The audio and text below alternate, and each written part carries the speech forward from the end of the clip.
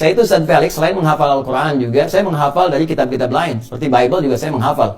Ya, dan saya dari sejak masuk kelas 1 aliyah, ya ada yang masuk Islam dan saya pinjam ya dari versinya Barnabas, versi yang lain, versi yang ada perubahan dan sebagainya itu saya kumpulkan. Jadi kadang kalau saya sedang libur, saya pergi ke toko buku, saya kumpulin lagi ada versi yang baru nggak, ada yang baru nggak, jadi saya pelajari lagi. Nah, sekarang contoh gini misalnya, coba Anda buka di Perjanjian Lama, itu kitab Kejadian. Ustaz Felix boleh googling lah ya, kan sekarang sudah online ya. Di Kejadian coba buka pasal 32 ayat 28. Ya, pasal 32 ayat 28. Ya. Kitabnya Kejadian. Kitab Kejadian. Ya. Ada, maka orang itu berkata, boleh bantu saya di situ? Namamu tidak akan disebutkan lagi Yakub tapi Israel. Ini dia. Belum selesai itu. Namamu tidak akan disebutkan lagi Yakub tapi Israel, ya. Sebab engkau telah bergumul melawan itu dia. Iya, sebab engkau telah bergumul melawan Allah dan manusia. Dan kau menang. Itu persoalannya. Ya. Ini yang paling bahaya nih. Jadi diantaranya apa? Ini juga yang paling kita sulit terima nih. Ya, ini saya mohon izin ya teman. Ini argumentasi ilmiah ya. Jadi kita sedang belajar untuk mengkomparasikan. Nanti kalau keberatan kita bisa diskusi, ya. Jadi kita bisa biasakan masuk ke ranah ilmiah. Seperti orang tua kita dulu diskusi. Jadi bukan memotong ya. Kalau memotong nanti jadi saling serang.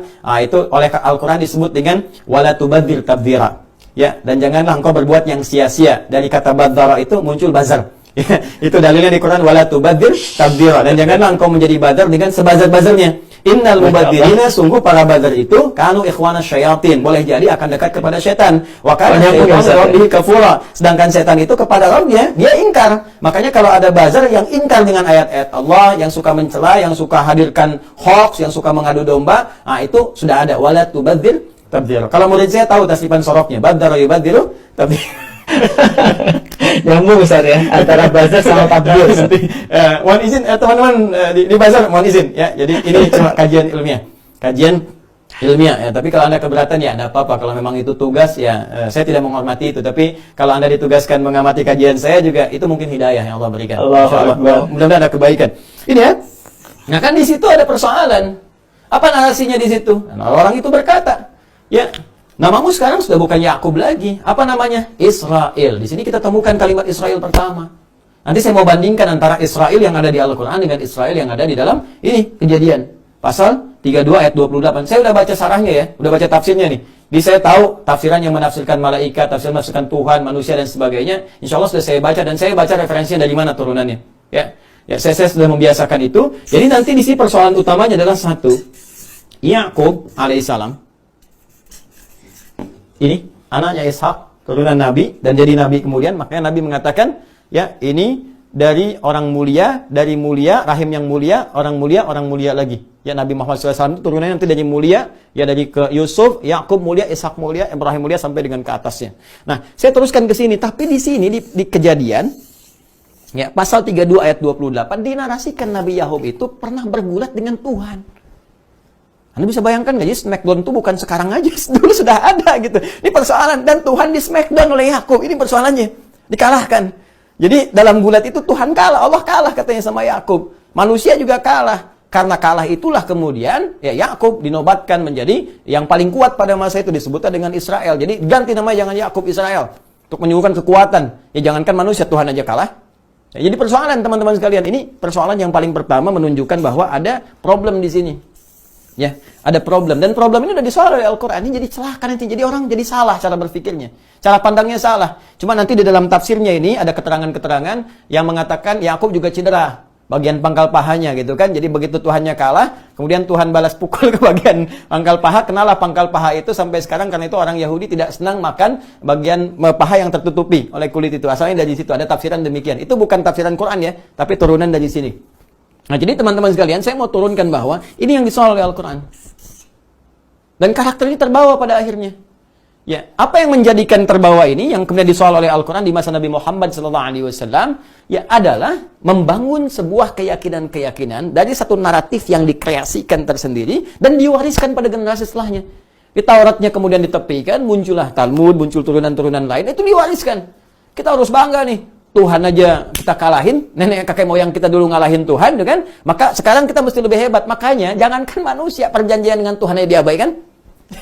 Ya, bisa bayangkan nggak komitmen dengan Allah begini, besoknya dia hilangkan lagi. Jadi bikin perjanjian dengan Tuhan, narasinya banyak sekali.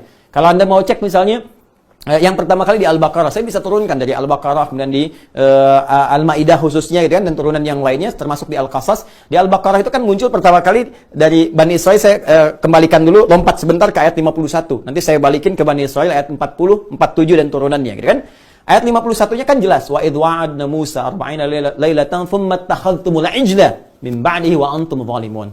Kalian ini kan sudah komitmen mau nyembah Allah, diutus Musa. Ya, Musa tuh udah baru belum kering tuh tapak kaki itu. Tapak kaki belum kering, dibebaskan dari Firaun dan turunan-turunannya gitu kan. Yang turunan maksud di sini bala tentara yang pada saat itu ditenggelamkan ya di Laut Merah itu. Ketika semuanya selesai, selamat dari situ, Musa diminta oleh Allah menghadap dulu untuk mendapatkan pedoman hudan itu. Yang kelak disebut dengan Taurat, itu nama umumnya hudan. Nabi Adam dapat hudan, jadi semua nabi punya hudan. Al-Baqarah ayat 38.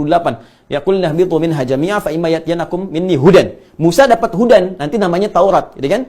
Hudan tahu dari mana? Quran surah 17 ayat yang kedua. Wa id ataina Musal kitaba wa ja'alnahu hudan li bani Israil.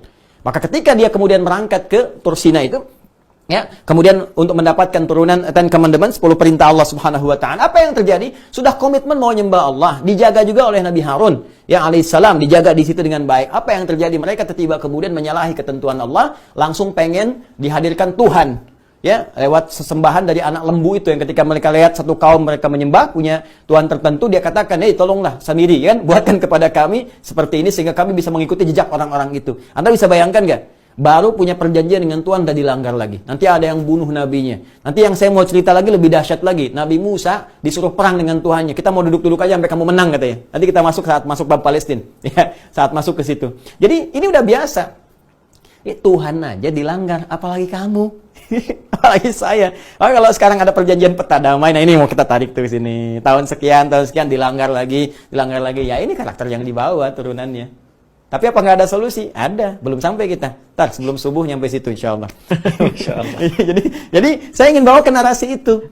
Nah, ini turunan dari sini teman-teman. Jadi ini yang merubah karakter cara berpikir. Tadi dikecam oleh Al-Quran. Kalau kamu benar ahli kitab, yang pernah dapat kitab, jujur dong sampaikan. Apa isinya? Bandingkan. Makanya banyak di Al-Quran itu tawaran-tawaran untuk mengungkapkan kebenaran. Ya coba sampaikan kebenaran. Terus bisa diuji, silahkan uji. Ini benar nggak bahasa Tuhan seperti ini? Ya, apakah ini bahasa manusia? Kalau bahasa Tuhan nggak akan bisa. Semua manusia bisa menirunya. Makanya Al-Quran tegas sebelum disampaikan kepada kita, ya nilai-nilainya, tuntunannya, hikmahnya, itu bahkan menawarkan dulu, bahkan menantang. Kalau Anda meragukan ini kalam Allah, firman